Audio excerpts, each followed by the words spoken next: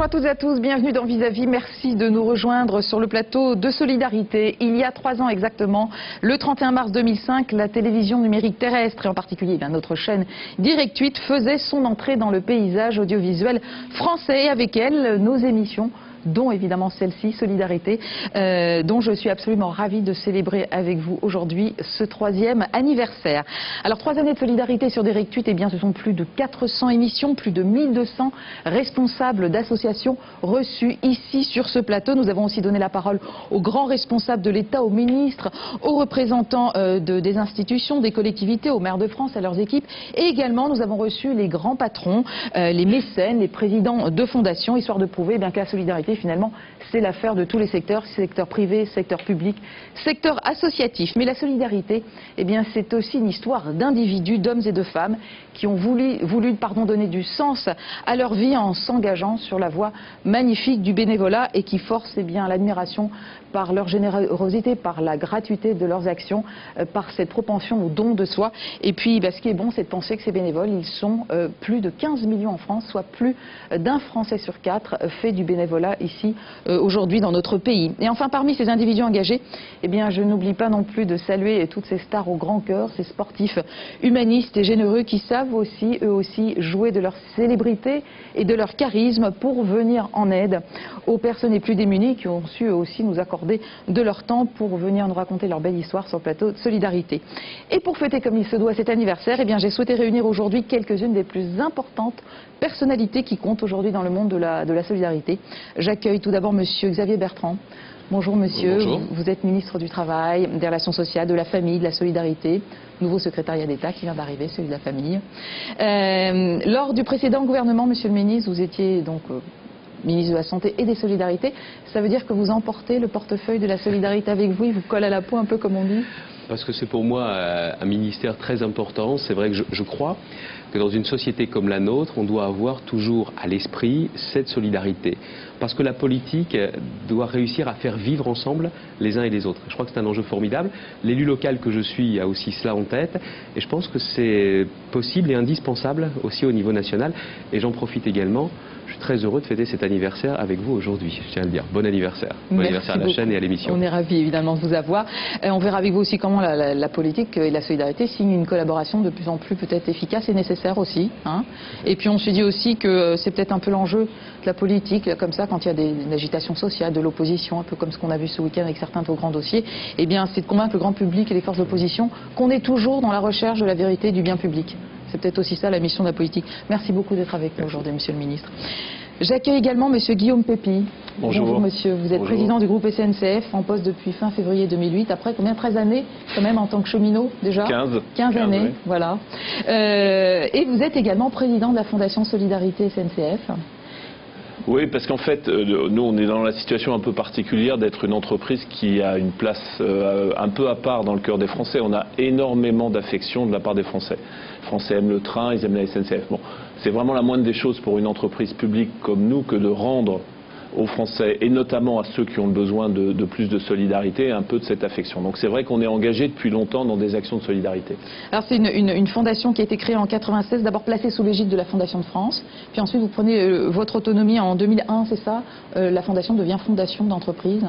Oui, parce qu'on a voulu que les gens de l'entreprise, qui ont la réputation d'être un peu corporatistes, de regarder d'abord ce qu'ils ont dans l'assiette avant de regarder les autres, au moins c'est la réputation, on a voulu que les cheminots soient eux-mêmes associés, voire moteurs, voire à l'initiative des actions de solidarité. Et aujourd'hui, par exemple, on a 400 groupes de cheminots qui font des coups de cœur solidaires. Ça montre que ça marche à l'intérieur de l'entreprise comme un élément de motivation et comme un élément de la performance d'ensemble de la SNCF. Et donc, vous avez signé 2006-2010, cette fondation actuelle, eh bien, elle va s'occuper des jeunes, de leur insertion, d'éducation. On a choisi un terrain. À un moment ou à un autre, il faut toujours choisir. On s'est dit les personnes plutôt âgées. On a choisi les jeunes. D'abord parce que les jeunes prennent beaucoup le train. La voiture c'est cher, l'assurance c'est pas facile. Donc on a choisi plutôt les publics jeunes. Et puis on a travaillé avec la fondation de la deuxième chance de Michel Giraud, parce qu'on s'est dit il y a beaucoup de jeunes qui sont dans les gares et qui sont des jeunes qui ne sont pas intégrés. Voilà, qui sont pas intégrés, et donc c'est ce terrain-là qu'on a choisi. Et puis on peut dire aussi que ici beaucoup de représentation du monde du travail. Vous aussi, vous le connaissez, vous avez été comme directeur de cabinet sous Martine Aubry quand elle était ministère du Travail. Donc voilà. Merci beaucoup d'être avec nous aujourd'hui, Monsieur Pépi. Et enfin, Monsieur Michel Giraud, merci d'être avec nous aujourd'hui. Michel, vous êtes déjà producteur des 3 émissions du pôle citoyen humaniste de Direct 8, dont on fête l'anniversaire aujourd'hui aussi, donc qui s'appelle Vis-à-vis. Il y a Vis-à-vis Solidarité, Vis-à-vis Nord-Sud, présenté par Gaël Bézier, Vis-à-vis Deuxième Chance, présenté par Elisabeth Torchman. Déjà, comment est-ce qu'elle a vu le jour, cette ligne un peu éditoriale humaniste, qui a été voulue par Vincent Bolloré dès le début, dès la création de Direct 8? Oui, c'est lui qui l'a voulu d'entrée de jeu, en considérant qu'une chaîne nouvelle, pluraliste, jeune, ce sont ses caractéristiques, une chaîne qui entendait avoir un dialogue très spontané avec tous ceux et toutes celles qu'elle invitait, puisque Direct 8 méritait d'avoir une heure humaniste. Une heure humaniste dont Vincent Bolloré m'a confié le pilotage et qui se décline effectivement en 3 types d'émissions, sous le vocable vis-à-vis, des vies qui rencontrent des vies. Il y a vis-à-vis solidarité, 2 fois par semaine. 2 fois, oui. Les émissions que 3 fois ou 2 fois, oui. Et puis vis-à-vis Deuxième Chance, qui est bien entendu adossé sur la fondation de la Deuxième Chance, des lauréats qui sont sortis de la précarité, qui se sont reconstruits, qui apportent leur témoignage, et vis-à-vis Nord-Sud pour toutes les grandes problématiques de la coopération entre le Nord et le Sud. C'est un message que la chaîne tient à passer de façon régulière, et ça fait déjà 3 ans. Voilà, et on espère que ça va durer évidemment très longtemps. Il y a matière en tout cas à parler de tout cela. Mais vous êtes également, Michel Giraud, ancien ministre du Travail, président de la région Île-de-France pendant 20 ans, hein, c'est ça? Entre autres mandats électifs qui ont émaillé toute votre carrière. On va bien sûr pas les citer, ça en fait beaucoup. D'abord, je n'ai pas le terme de carrière, et ensuite la page est tournée. D'accord, ok. Ça c'est dit. Vous êtes directeur général de la Fondation de la Deuxième Chance, et donc fondé et aussi imaginé par Vincent Bolloré il y a tout juste 10 ans. C'est un anniversaire qui va bientôt être célébré ici dans le cadre du groupe. La Fondation, oui, célébrera son 10e anniversaire le 19 mai prochain. Voilà exactement 10 ans que nous l'avons créé. Lui, le géniteur, et moi, qui l'a demandé d'être le bâtisseur. Et puis quel boulot, on verra que c'est devenu quelque chose de très important sur tout le territoire français. C'est une grande fondation de solidarité, sans prétention, mais simplement parce que tel est le cas. C'est la seule fondation de solidarité flux. Nous ne sommes pas une fondation capitale, on est une fondation flux, reconnue d'utilité publique. Alors, Michel Giraud, votre dernier livre, Revivre, sort tout juste avec la Fondation de la Deuxième Chance, 3e opus de votre trilogie dédiée à l'action de la Fondation, à l'investissement et aussi peut-être à votre investissement personnel. Il y a eu d'abord Rebondir, Renaître avec la Fondation, et c'est sorti là, c'est en ce moment là, c'était avant-hier je crois. Hein. C'est même pas sorti. C'est même pas sorti. Je vous ai apporté trois exemplaires au compte d'auteur. Dans quelques jours. Voilà, votre expertise, évidemment, on l'a compris, dans le domaine de la solidarité est immense. Alors, première partie de cette émission, je vous propose que nous nous arrêtions tout simplement sur le sens, sur la définition du mot solidarité, du concept de solidarité qui est partie intégrante de votre vie, messieurs, et de vos missions respectives. Alors, Michel Giraud, petit rappel historique sur ce que veut dire solidarité, dont il contient, vous le dites dans ce livre-là, le mot solide, et aussi dont on peut imaginer qu'il soit la clé, la véritable clé du bonheur, finalement. Bon, je crois que ce qu'on peut dire, c'est que la solidarité, c'est beaucoup plus que le devoir de tous envers chacun. La solidarité, c'est le devoir de chacun envers tout autre. Pendant très longtemps, l'État s'est accaparé le terme de solidarité. Et à tel point que c'est devenu un État omniprésent et un État assistance. Et ça me semblait une dérive majeure. Je crois qu'il faut davantage favoriser l'esprit de création, l'esprit d'entreprise, la capacité de rebondir. Il y a d'ailleurs un problème de culture chez nous. On a un peu tendance à considérer qu'un échec dans la vie, c'est un gouffre. Alors que chez les anglo-saxons, c'est d'abord une opportunité de rebond. Alors voilà, je crois que la solidarité, c'est un devoir qui se partage, et en le partageant, je le dis parce que je le vis tous les jours, c'est le bonheur qui se partage. Voilà, le bonheur de celui qui donne autant que celui qui reçoit. C'est ça aussi qui est important. Monsieur le ministre, alors parlons un petit peu de l'esprit de solidarité, on va dire, des hommes politiques. On connaît votre disposition à l'écoute, comme au dialogue, à la concertation. Et est-ce qu'il faut être porté quand même par un certain esprit philanthrope, humaniste, pour se lancer sur la voie de la politique? Ou quel est le rapport? En fait, il y a aussi le goût du pouvoir, peut-être, dont on contacte peut-être un petit peu plus de valeurs de connotation négative. Mais quelle est la part des choses? Si vous voulez ma lecture, c'est le fait d'être acteur ou spectateur. Tout citoyen peut être acteur dans une association, par exemple, l'association de solidarité. Vincent Bolloré, en créant justement et cette chaîne et cette émission, a voulu aussi être acteur. Michel Giraud également. Mais la politique vous permet de passer du rang de spectateur à celui d'acteur. En pensant, par exemple, si vous voulez mettre en place un exemple très précis. Vous avez mon ami Martin Hirsch, mon collègue Martin Hirsch, qui a eu l'idée de mettre en place le revenu de solidarité active. La politique lui permet de faire passer cette idée au stade de projet, et le projet peut devenir réalité. Voilà. Quelqu'un qui a cette idée est normalement spectateur de la vie politique, de la vie sociale. Il lui faudra déployer des trésors d'énergie pour pouvoir faire passer cette idée à la réalité. La politique vous permet, justement, c'est un outil. Et ce qui est intéressant dans la politique, c'est pas le mot pouvoir en tant que tel, c'est le verbe pouvoir. Pouvoir faire les choses, pouvoir faire bouger les choses.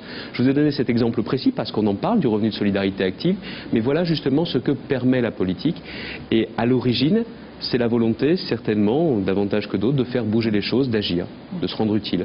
Et parlons peut-être aussi de la dimension solidaire de la politique en elle-même. Déjà, un petit peu de la politique partisane. Vous venez d'être nommé secrétaire général adjoint de l'UMP. Quelle place l'élément humain va-t-il tenir encore dans cette façon, de cette politique-là? On a un peu l'impression que ça s'est désincarné au fil des années, qu'on est plus parfois sur un champ de bataille à l'interne comme à l'externe, plutôt que sur le champ des idées, justement. Oui, l'action. La politique n'a pas le monopole de cette image. Vous savez, la politique est le reflet de la société. Je parle de la politique partisane. Oui, mais vous savez, la politique, c'est le reflet de la société dans son ensemble. Il y a des aventures humaines. Et puis, vous savez, je crois qu'on est surtout focalisé sur la politique parce qu'elle retient l'attention. Les médias sont sur la politique. Mais il en va de même dans de nombreuses constructions humaines. Non, en revanche, il est vrai que nous avons absolument besoin de remettre l'homme au cœur de notre action. Et pas seulement dans les mots. Parce que c'est bien cela aussi qui nous amène à construire une société meilleure dans laquelle chacun peut trouver sa place, peut s'émanciper. Avec aussi un rôle du politique qui doit être bien reconsidéré. Je souscris tout à fait à ce que disait Michel Giraud. Pendant longtemps, on a cru que la politique devait être omnisciente, omnipotente, omniprésente. Elle doit jouer son rôle. L'État doit jouer un rôle, mais on doit aussi libérer les énergies pour que les uns et les autres puissent aussi accomplir cette action de solidarité. Ça, c'est quelque chose d'important. Il y a un équilibre à trouver. Je ne suis pas, mais alors vraiment pas, vous savez, un fervent d'un désengagement total de l'État. Moi, je crois à deux piliers aussi importants l'un que l'autre, libéral et social, les deux en même temps. Moi, je suis porteur de ces idées en même temps. Parce que, regardez bien, au moment aujourd'hui où l'on sait bien que nous devons tout faire pour mobiliser la croissance, la question fondamentale, c'est que faire de cette croissance? Créer des richesses, oui, mais la question aussi, c'est savoir quoi faire de ces richesses. Et par exemple, moi j'ai vraiment en tête que nous devons à la fois rembourser nos dettes et nos déficits, en même temps investir pour l'avenir, la formation, l'éducation, la recherche, mais en même temps partager. Parce que partager, c'est aussi l'exigence de justice. Donc vous voyez, rembourser, c'est indispensable, investir, c'est un choix d'avenir, mais le partage en tant que tel, je ne sais pas comment peut être connoté le partage pour les uns et pour les autres, mais pour moi il est essentiel. C'est aussi à ces questions-là que doit savoir répondre la politique. De façon à ne pas être dans une logique qui semblerait être une logique purement comptable. Oui. Il y a des choix à faire, mais on doit bien considérer qu'au final, c'est justement l'émancipation, le développement de l'homme qui est en cause.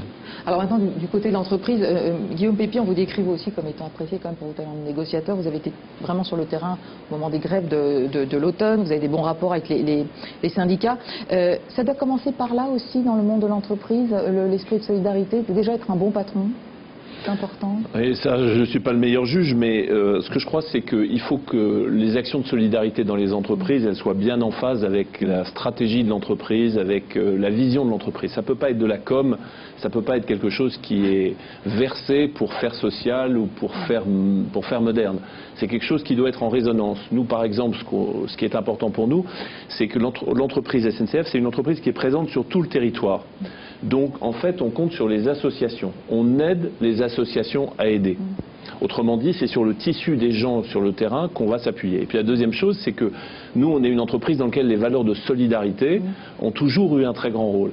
Et donc, on cherche des projets qui manifestent fortement la solidarité, par exemple entre les générations, entre les jeunes qui sont nés dans des quartiers sensibles et les autres. Et moi, ce dont je suis le plus fier, c'est qu'on ait réussi ces dernières années à embaucher plus de 15% des cheminots dans les quartiers sensibles. C'est pas une question de black blanc beurre, c'est pas une question d'origine, c'est juste quand on appartient, quand on vit dans un quartier sensible, assez souvent on se dit oh là là, la SNCF comme la Poste, c'est pas pour moi, ça jamais je serais pris.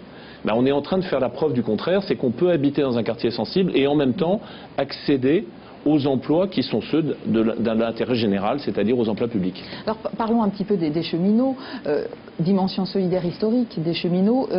Comment est-ce qu'on peut le réaffirmer aujourd'hui, cet esprit de solidarité par rapport au grand public qui parfois a pu le taxer d'un certain corporatisme? Qu'est-ce que vous avez envie de dire? Parce qu'on voit qu'ils continuent à s'investir aussi dans des actions bénévoles très importantes. Donc, et il y a aussi une cohésion à l'interne entre les cheminots. Enfin, je crois qu'il faut sortir du stéréotype. La solidarité, c'est pas la solidarité entre soi. Parfois, oui, il faut être solidaire. Non, mais à l'externe, avec les actions mais bénévolat. la vraie solidarité, c'est ce que disait Michel Giraud et ce que disait Xavier, c'est la solidarité avec les autres, avec ceux qui ne sont pas dans votre monde, dans votre univers, etc. Donc nous, ce qu'on essaye de faire, de plus en plus, et on y arrive, c'est faire que les cheminots se projettent vers l'extérieur. Par exemple, on a maintenant beaucoup d'actions en milieu scolaire parce que c'est en démarrant à l'école qu'on apprend aux enfants à utiliser le train, à ne pas dégrader le service public pendant qu'ils sont à l'école et pendant qu'ils font leurs études. On leur apprend aussi aux jeunes à construire leur propre parcours d'insertion parce qu'il est vrai que le parcours d'insertion, c'est quelque chose qui se construit pas sans la personne elle-même.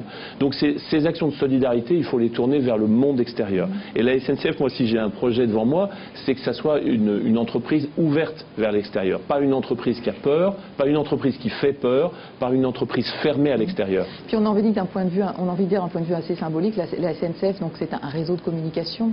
Donc on est peut-être dans le partage, la solidarité, l'échange, la rencontre aussi. C'est ça aussi la SNCF, le train. Ça doit être ça.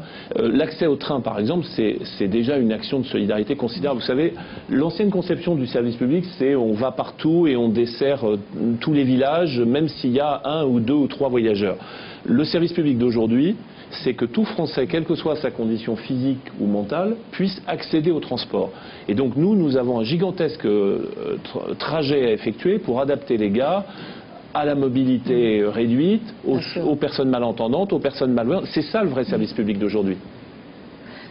Nous sommes sur un chantier qui est partagé. On y travaille avec Guillaume Pépi, on y travaillait déjà dans les fonctions qui étaient les siennes précédemment, parce que là on est à la fois sur solidarité et citoyenneté. C'est la question du handicap, par exemple, où là encore on s'aperçoit que des lois importantes ont été votées, 75-2005, mais ce qui est important c'est à la fois de faire rentrer ces lois dans le quotidien, non seulement des personnes handicapées, 5 millions, mais de l'ensemble de la société, et puis surtout de savoir changer les comportements. Parce que je crois qu'aujourd'hui, le plus important pour nous n'est pas de voter les textes, mais de changer les comportements et les mentalités. Et c'est vrai, la question de la mobilité, de l'accessibilité, comment une personne, quel que soit son handicap, peut accéder quasiment aussi facilement qu'une personne considérée comme valide aux transports que sont les transports de la SNCF. C'est tout cela qui est essentiel.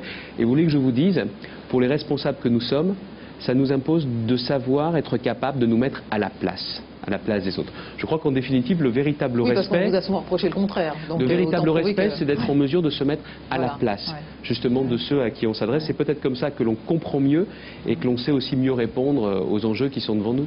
D'ailleurs, Guillaume Pépi, une question comme ça. Quand on est confronté à un conflit social, comment est-ce qu'on fait? Ça ne doit pas être évident de garder un esprit humaniste, de comprendre à la fois l'enjeu du cheminot, du salarié dont on a la responsabilité, et des clients qui sont en attente d'un service. Et il y a parfois un conflit comme ça, c'est pour un responsable d'entreprise quand même très lié justement au social. Vous savez, je crois que votre question est un peu codée. C'est vrai que dans les conflits sociaux de l'automne, il y avait quand même une question qui était de savoir si les cheminots, tous cheminots qu'ils sont aussi des Français comme les autres. Et moi, je pense qu'on peut être à la fois cheminot et un Français comme les autres. Et que les choses qui concernent tous les Français concernent aussi les cheminots. Et cette question de l'allongement de la durée de la vie, qui est une chose formidable, ça a des conséquences sur la vie active, sur le temps du travail. Moi, j'ai défendu cette thèse dans l'entreprise, ça a été difficile de la porter, mais en conviction, je suis persuadé que l'allongement de la durée de la vie, il faut le prendre par le bon côté, mais ça nous fait travailler plus longtemps. Voilà, mais peut-être pour la bonne cause aussi. Mais pour la bonne cause, parce que si on travaille plus longtemps, on aura une retraite plus longtemps. Bien sûr. Et puis aussi, on reste actif, c'est très important quand même dans l'univers des seniors. Alors, on va regarder, si vous le voulez bien, et écouter déjà quelques belles phrases. Il y en a eu beaucoup, dites par des belles âmes, de belles personnalités qui sont venues sur le plateau de Solidarité depuis son origine, au retour sur image.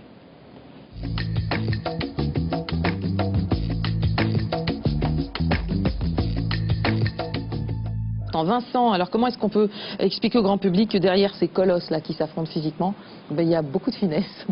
Il y a justement la finesse de ces valeurs humanistes. Ouais, mais je crois que déjà le rugby, c'est pas qu'un sport de contact, c'est un sport d'évitement. Des fois, on oublie un peu de le dire. Vous avez raison de le souligner. Que le but n'est pas forcément de rentrer dans son adversaire. Si on peut d'abord essayer de le contourner, c'est toujours plus facile et on se fait moins mal. Mais après, c'est vrai que c'est quand même une histoire d'affrontement, une histoire de courage.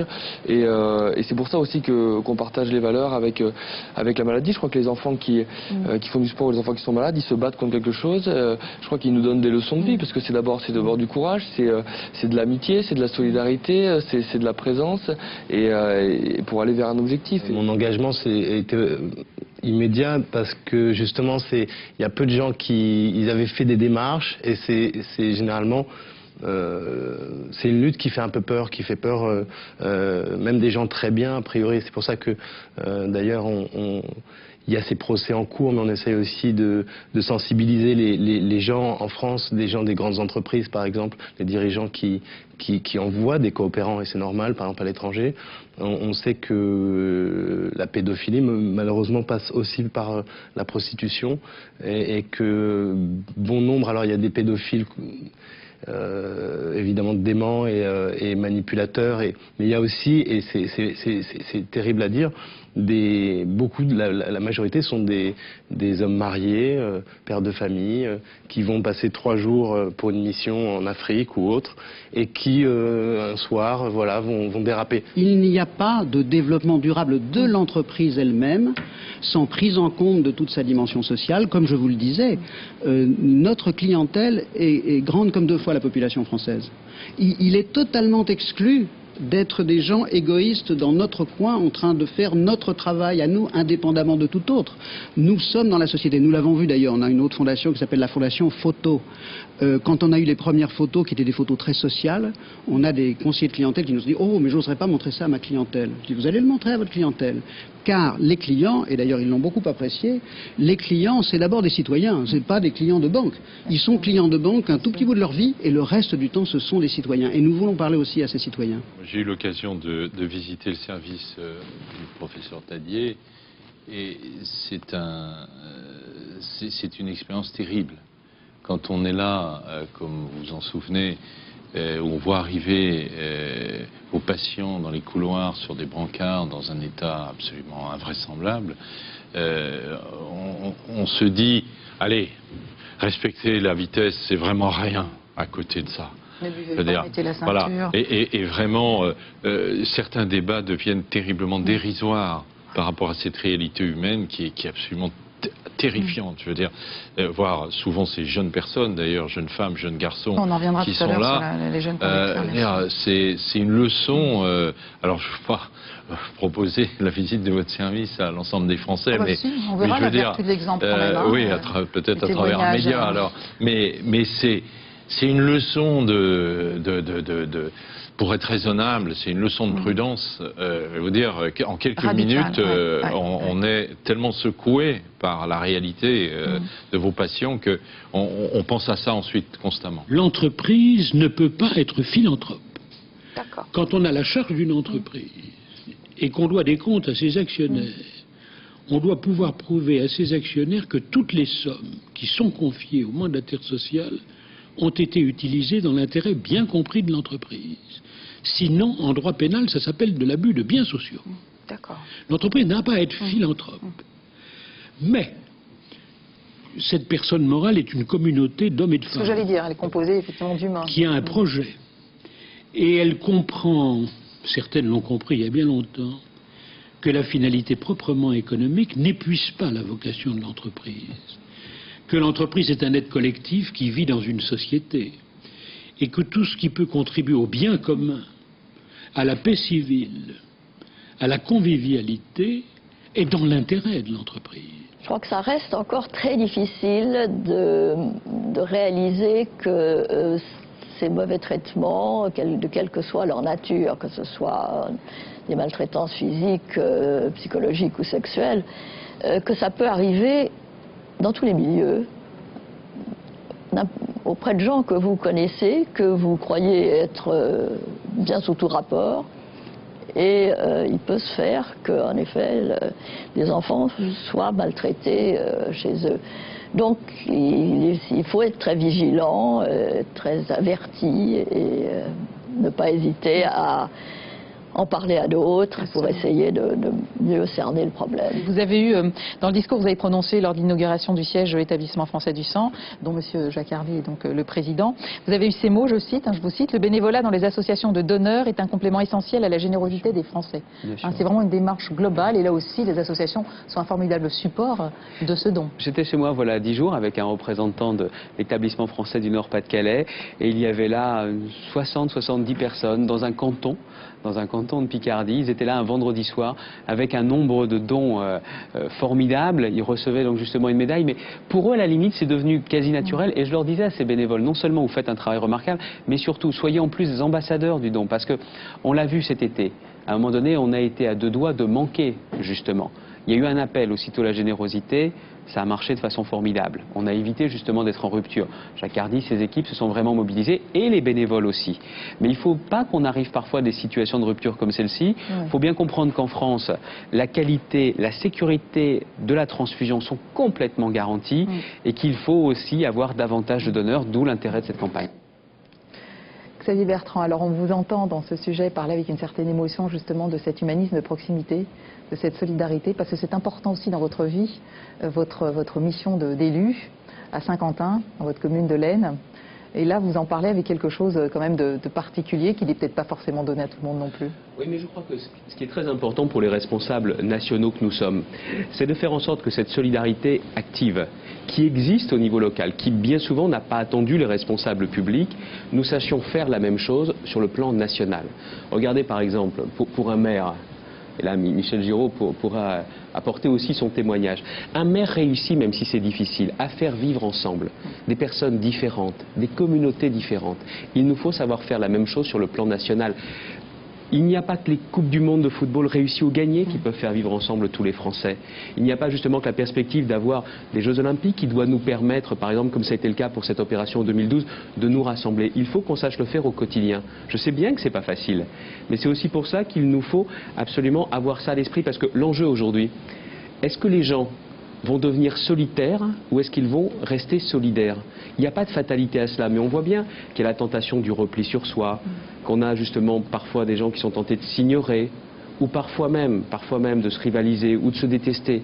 Il n'y a aucune fatalité à cela. Voilà pourquoi la société française doit en permanence lutter contre cette tentation du repli sur soi, qui existe parfois dans certains pays. Ça ne doit surtout pas être notre modèle, plutôt si l'anti-modèle. Voilà pourquoi je crois aussi au modèle social à la française, qu'il faut moderniser, qu'il faut rénover, mais qu'il faut préserver. Retraite, bien évidemment, la dépendance, nouveaux défis devant nous. Nous vivons de plus en plus longtemps, comme le disait tout à l'heure Guillaume Pépi. Comment on fait? Voilà justement tous ces nouveaux sujets. Et puis bien sûr aussi la place de la famille, le berceau de la solidarité. Et vous avez créé ce nouveau secrétariat d'État. Il était attendu, on va dire. Il était auparavant couvert, mais il y avait besoin de cette lisibilité. Parce que la famille, c'est un enjeu essentiel. Et j'ai à mes côtés Nadine Morano, justement, pour porter ce secrétariat d'État à la famille. En plus, ce qui est bien, c'est que Nadine Morano n'a pas un profil type en politique. On ne peut pas dire qu'elle soit, ni comme moi, sortie de grandes écoles et qu'elle était programmée pour faire de la politique. Donc elle a une expérience. Elle a aussi un vécu du terrain et elle apporte aussi toute sa sensibilité, toute son énergie à ce dossier de la famille. Parce que là aussi, on est au cœur de la solidarité avec la famille. Bien sûr, bien sûr. Alors je voudrais qu'on parle, parce que les circonstances nous poussent à le faire, du lien entre le travail, le monde du travail et la solidarité. domaine que vous investissez tous ici sur ce plateau. Déjà, le lien, est-ce que le monde du travail a un peu évolué par rapport à la solidarité, du fait qu'on est... Avant, il y avait peut-être une logique égocentrique, puis maintenant, il y a le chômage, qui devient un passage obligé pour beaucoup de gens, mais aussi source de souffrance et de grosses difficultés. Donc, est-ce que ça a un peu ouvert les esprits, finalement, c'est ce passage vers la perte de l'emploi, le changement de carrière? La réponse est oui, mais nous pouvons et nous devons faire beaucoup mieux. La première des choses, c'est que ne l'oublions pas, le travail et la solidarité sont étroitement liés. Si vous voulez créer des richesses, c'est le travail qui permet de créer des richesses. Une fois que vous les avez créées, vous pouvez aussi les partager. Maintenant, il y a un autre aspect, c'est que la solidarité dans l'entreprise, la solidarité autour de l'entreprise sont des sujets essentiels. Cela a été évoqué tout à l'heure. Mais je crois aujourd'hui qu'une entreprise doit être davantage solidaire avec ses salariés. La prise en compte, le respect dont nous parlions tout à l'heure, voilà des enjeux essentiels. Et aujourd'hui, nous sommes amenés à parler davantage des conditions de travail, du stress au travail, des troubles psychosociaux, des sujets peut-être un peu nouveaux, mais aujourd'hui qu'il faut complètement appréhender parce que quelqu'un qui vit mieux son travail et quelqu'un qui travaille mieux également. Et ça n'est pas seulement l'enjeu de productivité pour l'entreprise, c'est aussi un rapport au travail, un rapport à la société qui est fondamentalement différent. Tous ces sujets-là sont devant nous, mais les entreprises qui le comprennent ont pris une longueur d'avance sur les autres parce que dans les années qui viennent, avec justement l'arrivée du plein emploi, et ce n'est pas une vue de l'esprit, ce n'est pas une promesse, c'est quelque chose qui est en train de se produire devant nous, les salariés auront davantage le choix et favoriseront clairement les entreprises qui investissent dans la qualité de vie au travail. Bien sûr. Et est-ce que ça veut dire aussi qu'on se rapproche peut-être un peu plus d'une individualisation du rapport entre l'employeur et le salarié, c'est-à-dire qu'on est peut-être plus à son écoute, c'est peut-être aussi ça, la solidarité? Il faut faire attention sur le sens du mot individualisation, parce que l'individualisation pourrait conduire au fait qu'on ferait reculer l'esprit solidaire dans l'entreprise. Et moi je crois notamment, Guillaume Pépy le disait tout à l'heure, je crois à la place notamment des syndicats dans l'entreprise, des représentants du personnel, mais il nous faut aussi clairement refonder la démocratie sociale, la représentativité, le financement des organisations syndicales. Mais par contre, si l'individualisation c'est un meilleur respect, de faire en sorte que dans une entreprise, une grande entreprise, on ne se sente pas considéré comme un numéro, un matricule, mais qu'on existe en tant que tel, là je pense que le rapport au travail évoluera dans un sens favorable. Guillaume Pépy, on a entendu dans le document Jacques Rigaud dire que l'entreprise n'a pas vocation à être philanthrope. Vous avez failli, on peut le dire, être président d'Amical, puis voilà, vous avez continué autrement. Qu'est-ce que vous pensez de cette phrase qui a été tempérée par la suite de son exposé? Oui, en fait, il dit une chose fondamentale, c'est qu'aujourd'hui, il n'y a pas d'entreprise sans un projet sociétal. Et ça, c'est très important, ça a complètement changé. Il y a 10 ou 20 ans, les entreprises avaient des projets culturels. Absolument. C'est formidable. Mais aujourd'hui, elles ont tout un projet sociétal. Parce que ça a été dit aussi par Charles-Henri Philippi, on ne peut pas vivre dans une espèce de bulle dans laquelle le monde extérieur n'aurait aucune espèce d'importance. Parce qu'à la fin, même au-delà des considérations morales, le monde extérieur finira par pénaliser l'entreprise. Donc je crois qu'aujourd'hui, le mécénat, quelles que soient les formes de mécénat, mais le mécénat de solidarité fait complètement partie, même pas des actions de l'entreprise, ça fait partie de son identité. Nous, par exemple, les gares et les trains sont un des rares lieux ouverts, même les églises ont fermé. Donc les gares et les trains sont des lieux ouverts. Il faut donc que toutes les personnes qui sont dans les gares et dans les trains, qui ont besoin des autres, on trouve les manières de les accueillir. Donc on a de plus en plus de cheminots et d'associations qui jouent un rôle dans les gares parce que c'est des lieux de prise en charge, c'est des lieux d'aide, c'est des lieux d'intégration pour les publics. Je vous propose qu'on continue. Michel, vous aurez votre réaction. Non, je voulais simplement dire qu'il est symptomatique de constater que depuis une dizaine d'années, il y a une évolution qui va tout à fait dans ce sens-là. C'est-à-dire que sur les fondations qui se sont créées depuis une dizaine d'années, beaucoup visent ou incluent le souci de solidarité.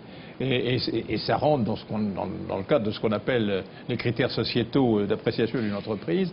Et c'est, me semble-t-il, et heureusement, une tendance irréversible. Ça sera de plus en plus comme ça. On marque une toute petite pause, une petite page de pub, à tout de suite.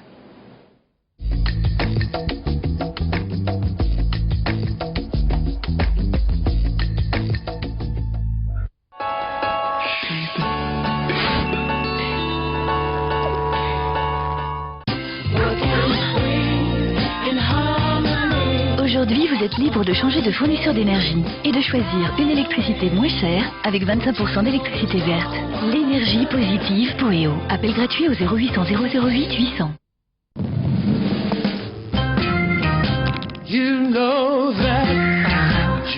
are my baby, and you know that you will never ever be. Boursin, le plaisir avant tout. Envie d'un nid douillet qui vous ressemble? CTLM vous aide à réaliser tous vos projets travaux déco. En ce moment, le crédit travaux CTLM est à 4,5% sur 2 ans. Appelez gratuitement le 0800 200 100. 0800 200 100. Parce qu'une tâche s'arrive vite, il vous faut un nettoyant qui agisse vite. Nouveau Sifactifise effervescent, un pchit et un coup d'éponge suffisent. Nouvelle Activia Maxi Fruits, aux délicieux fruits cuits et à l'Activia brassé. Activia Maxi Fruits, 40% de fruits et toujours actifs à l'intérieur. La nature a un secret. Timothée s'en est inspiré avec un shampoing et soin à l'extrait 100% naturel de camomille. Révélez l'éclat doré de vos cheveux avec Timothée Camomille. Timothée, nourrissez vos cheveux de nature.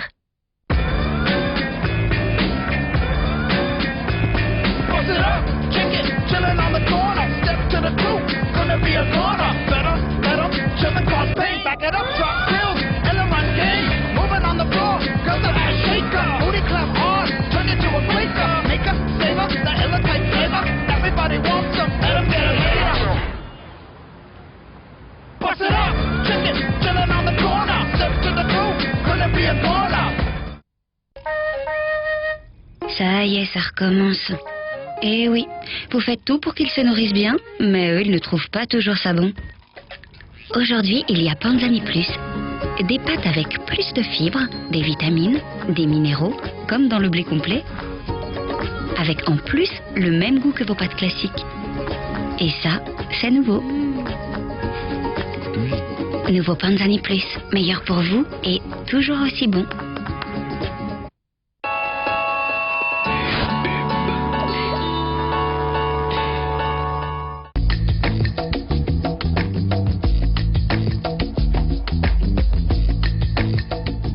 Nous voici de retour sur le plateau de solidarité dédié aujourd'hui au 3e anniversaire de la chaîne. Ces 3 années de solidarité passées sur Direct 8. Nous continuons donc cette émission avec les actions, la dimension solidaire des actions de nos invités sur ce plateau. Guillaume Pépi, ce que j'ai envie de vous demander aussi, est-ce que ce soutien aux engagements bénévoles des cheminots, c'est donc un des axes de l'action de la Fondation, de soutenir les actions associatives individuelles. Est-ce que ça participe vraiment à la cohésion aussi de l'entreprise ? Ah ben, c'est complètement essentiel parce que l'entreprise ne peut pas avoir les valeurs qu'elle veut porter, donc des valeurs de solidarité, de droit au transport, de services publics pour tous, si à l'intérieur elle ne mobilise pas ses propres salariés, son propre encadrement, ses propres moyens pour que tout ça soit cohérent. Moi, ce que je trouve formidable depuis une dizaine d'années, c'est qu'on est passé de choses qui avaient un petit relent de communication, un petit relent de stratégie du président, un petit relent de position à quelque chose qui mobilise tout le monde dans l'entreprise. On a pu calculer par exemple que chez nous, c'est de l'ordre de 30 à 40% des cheminots qui, à un moment ou à un autre, participent ou s'inscrivent dans des actions de solidarité. Bon, c'est pas assez, hein, ça devrait être, dans une entreprise comme la nôtre, qui est une entreprise complètement ouverte vers la société, ça devrait être 80%, ça devrait être 90%. Donc voilà un beau challenge.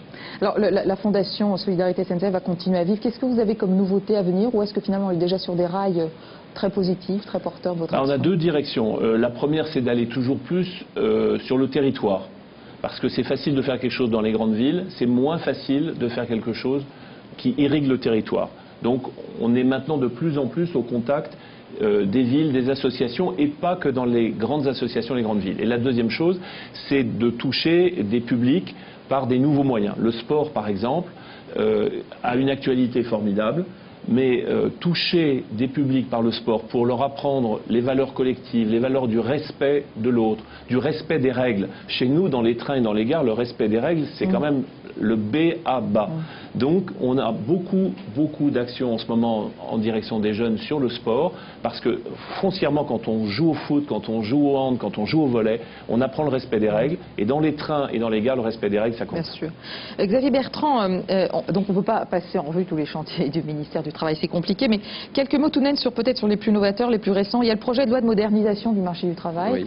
Oui. Pourquoi moderniser le marché du travail? Est-ce que c'est quelque part l'inscrire encore plus sur les rails de la démocratie? C'est réaffirmer peut-être des valeurs qui s'étaient un peu délitées? Parce qu'il en a besoin. Il y a eu des étapes importantes.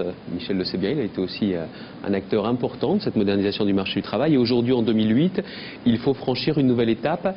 Et une nouvelle étape vers ce que l'on appelle la flexi-sécurité. C'est un mot qui, aujourd'hui, ne fait plus peur. Hein, parce que ça montre qu'il faut de la souplesse. Mais ce n'est pas seulement de la souplesse qui serait au profit des entreprises, au détriment des salariés. Parce que là, 4 syndicats de salariés sur 5 ont signé, ce qui montre bien qu'il y a une évolution des comportements et qu'il y a des avancées importantes pour les salariés. Vous voyez, ça renforce la confiance. Et quand ça renforce la confiance, ça renforce forcément aussi la solidarité. Pourquoi? Eh bien, par exemple, aujourd'hui, des jeunes qui ne bénéficient pas d'indemnisation vont pouvoir le faire maintenant. Vous voyez, cette solidarité est en marche avec cet accord sur la modernisation du marché du travail. Et on a aussi 2 accords qui doivent intervenir cette année, l'un sur la formation professionnelle, un autre sur l'assurance chômage, qui vont aller dans le même esprit. On peut marier aujourd'hui à la fois l'efficacité économique et aussi une plus grande solidarité sociale. On pensait pendant bien longtemps que les deux étaient opposés aux antipodes. Ça n'est plus vrai, ce qui montre bien que l'évolution des comportements dont nous parlions tout à l'heure est aujourd'hui en marche dans notre pays. Ça, c'est quelque chose d'essentiel. On l'a vu, regardez la réforme des régimes spéciaux pendant des années. Nous avons pensé en France qu'elle était impossible à mener, elle a été faite.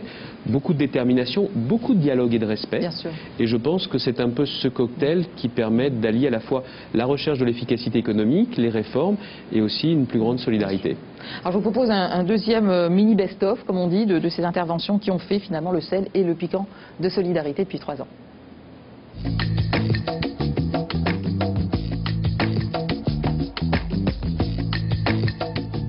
La baseline de la Fédération française de rugby, c'est rugby école de la vie. Pourquoi est-ce que ça peut être une école de la vie, le rugby, à partir du moment où on la pratique pendant toute la période où on se forme, on se construit, c'est-à-dire la petite enfance? Quelles sont les valeurs phares qu'on va acquérir?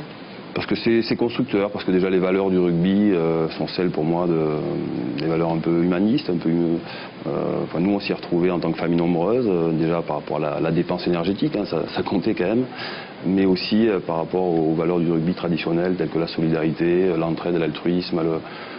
Après c'est beaucoup de valeurs reprises par d'autres sports, hein, l'altruisme, donc le goût de l'effort, le goût de se faire mal. Voilà. On dit que vraiment pour réussir une action en rugby, c'est vraiment une équipe jusqu'au bout, quoi. C'est une action collective jusqu'au bout. Alors peut-être par rapport au football, le football, on peut aller marquer un but un peu tout seul. Vous êtes d'accord avec ça, que c'est véritablement le sport d'équipe complet jusqu'au bout, jusqu'à la réussite, jusqu'à l'essai marqué? Oui, il y a des exploits individuels aussi en rugby, hein, mais ce qui me plaît en rugby, c'est les différences de tempérament, de physique aussi. Il y a vraiment des gens extrêmement différents entre un pilier et un 3 carrel, physiquement, humainement aussi. Et je crois que ce qui fait la richesse d'un collectif, d'une équipe de rugby, c'est vraiment justement ces différences. Donc à l'échelle d'un peu de notre société, c'est aussi quelque part un bon exemple, parce que le collectif se nourrit de ces différences, il faut les accepter, et quelque part le collectif rend à ces individus, à ces particularités. Je suis en tout cas pour ma part convaincue que tout passe par l'école, comme pour le handicap. Enfin, c'est par les enfants, c'est par les jeunes que l'on changera les choses, les mentalités et l'esprit. C'est pour ça que ces actions de responsabilité des enseignants et des programmes pédagogiques. Il me semble qu'effectivement tout le travail que nous devons faire avec les enseignants dès la formation initiale pour les sensibiliser à tous ces sujets de société est essentiel. À l'évolution, encore une fois, de l'appréhension par la société de toutes ces questions de solidarité et de regard que l'on peut avoir, que l'on peut porter sur l'égalité homme-femme, sur l'image et sur l'image que l'on se fait et le regard sur le handicap, par exemple, mais aussi sur la solidarité intergénérationnelle, et on en parlera tout à l'heure. Personnellement, je suis convaincue que pour que l'homme soit debout, il y a 2 valeurs fondamentales. Le travail, qui a été remis à la mode par le président de la République, et le logement. Et moi je dirais presque le logement et le travail, car il est très difficile de pouvoir s'intégrer dans la société si on n'a pas de logement. Or j'ai été pendant 21 ans députée. J'ai vu la droite, j'ai vu la gauche au pouvoir, et je ne fais pas de procès d'intention vis-à-vis de quiconque, mais les uns et les autres nous n'avons pas fait ce qu'il fallait pour répondre à la demande de logement de notre pays. Et je me suis dit, mais pourquoi?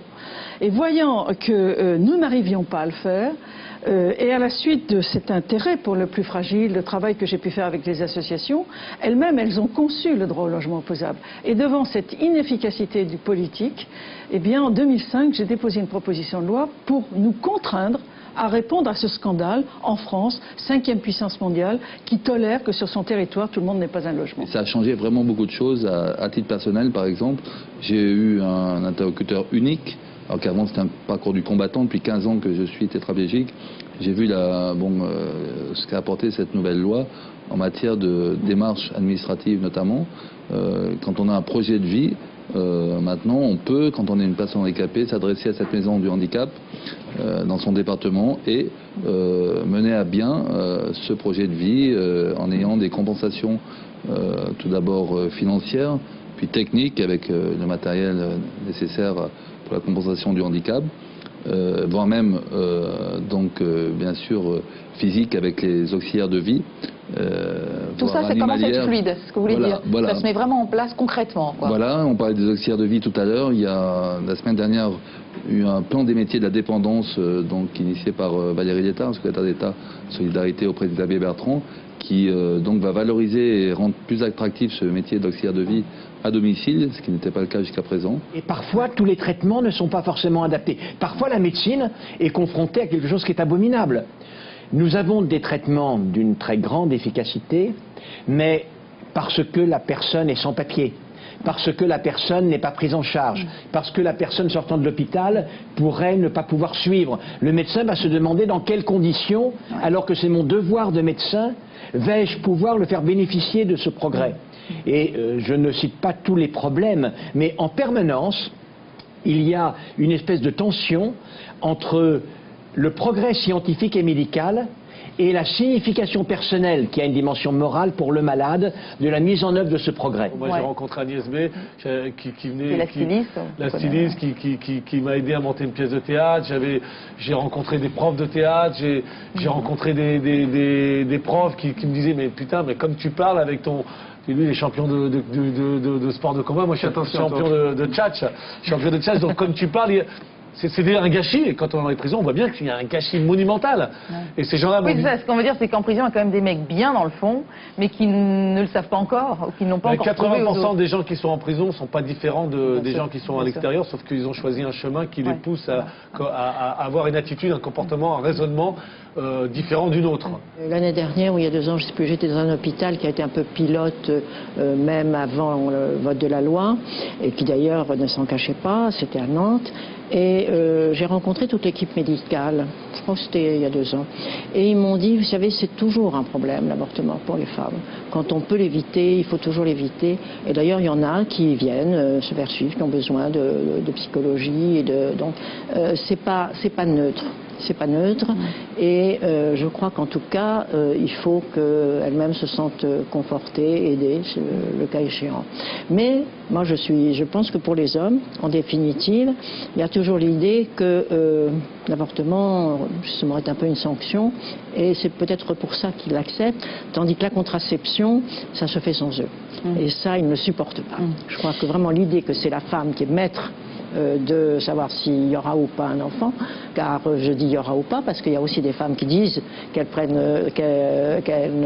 une contraception et qui ne le font pas parce qu'elles veulent un enfant, ou au contraire d'autres, mais ça c'est la femme qui est devenue maîtresse. C'est pour ça que je dis que là c'est la contraception, la vraie liberté de la femme.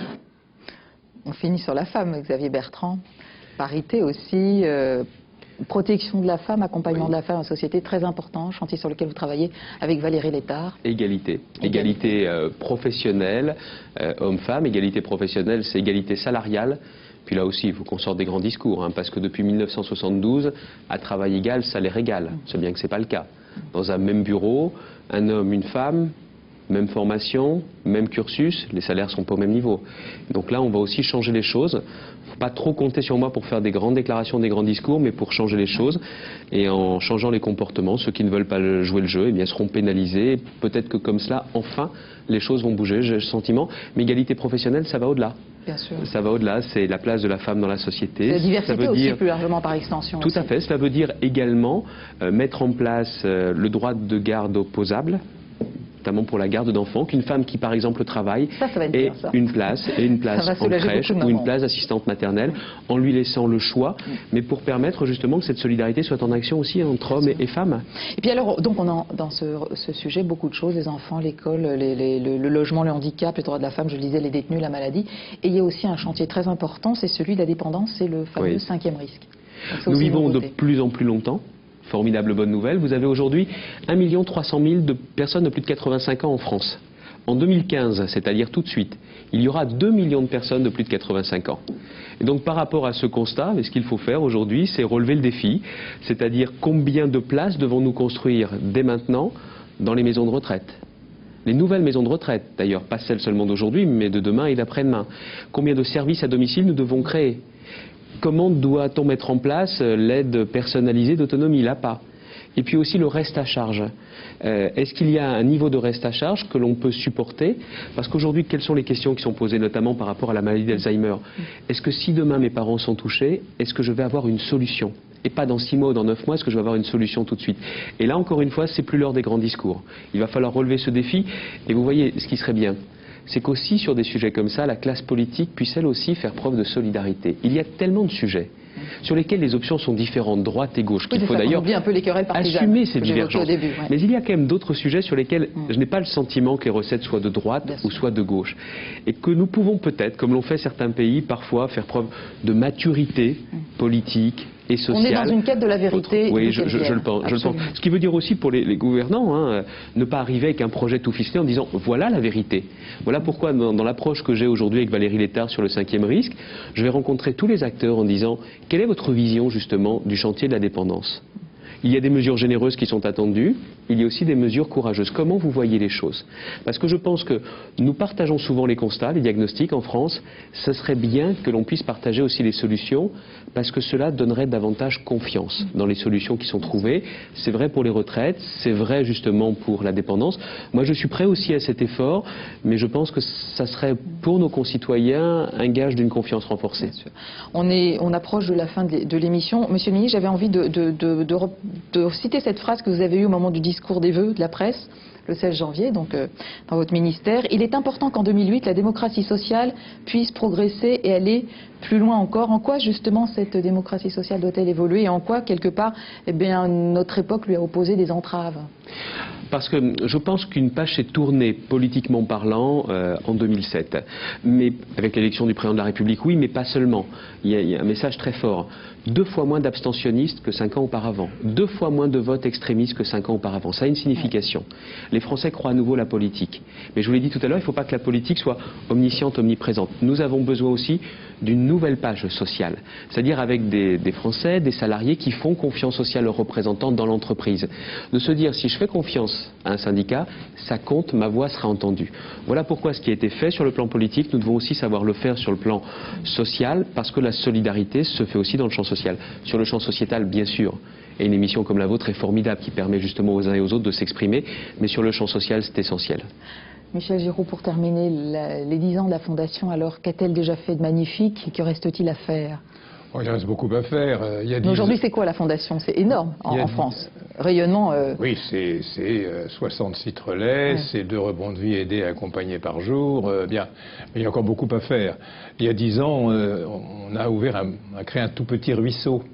Mais compte tenu du concept, à savoir faire reculer la précarité, car c'est ça qu'ils font, nos porteurs de projets. Ils refusent leur naufrage et ils veulent se reconstruire. Ça justifie que ce petit ruisseau s'élargisse progressivement et s'élargisse avec d'autres. Vous savez, la meilleure image de la solidarité, pour moi, c'est celle de la chaîne.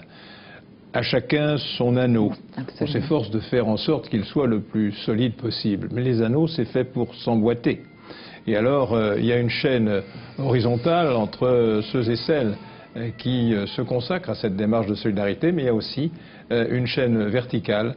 C'est celle de ces porteurs de projets qui, sortis de la pire des situations, peuvent retrouver des niveaux de vie, d'autonomie, d'équilibre, d'espérance, tels que filleuls hier, ils seront parrains ou marraines demain. Et ça commence à se faire, ça. Et ça commence à se faire. Voilà. Merci beaucoup, messieurs. On a été ravis de passer ce 3e anniversaire avec vous. Mercredi, il y aura un best-of, un spécial meilleur moment de solidarité. Je peux vous dire que ça n'a été pas facile de faire les sélections, 400 émissions. Donc voilà. Et retrouvez-nous ce soir en direct, dont toute l'équipe des animateurs, sur Direct 8 à partir de 22h30 pour, allez, une petite fiesta. Merci beaucoup, messieurs. Très bonne fin de journée à toutes et à tous sur Direct 8. À la prochaine fois. Ciao.